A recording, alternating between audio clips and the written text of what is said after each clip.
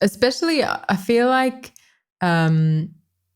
being open to mistakes and things going wrong is really great for the creation process, which I think happens a lot more when you're starting out and you don't really know what you're doing and you're just putting random things in different places and you're like, oh, like I wasn't expecting that to happen, but that's cool. It's like good to be naive sometimes, right?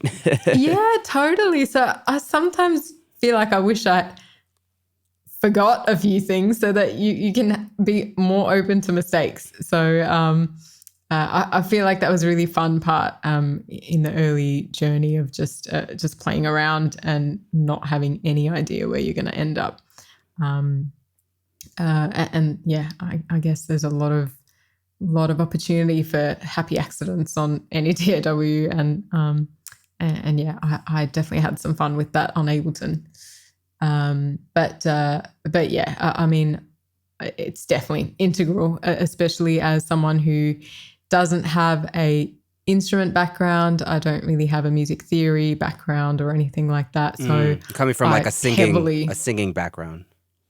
Exactly. Yeah. Yeah. So from a background as a vocalist, I'm reliant on Ableton for everything to create my music.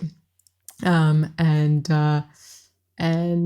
especially the great things about like MIDI effects that mean you don't really need to have that much theory knowledge and stuff, and how you can kind of get away with without that with the great things that MIDI effects can do and the other functions that Ableton has.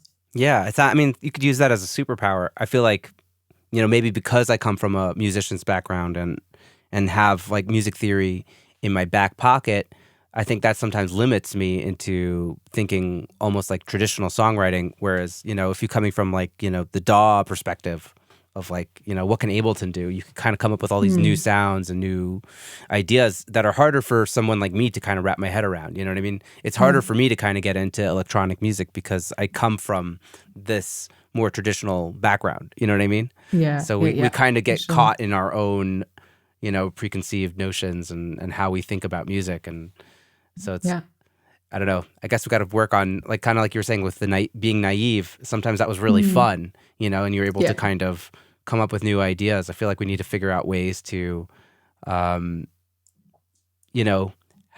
be naive again, and find that kind of spontaneity and break out of our thought patterns and find new, I don't know, just what this is making me think about, Yeah, for sure. Yeah. It'd be good to find a way to have more of those happy theory and sound accidents. Yes. Yeah.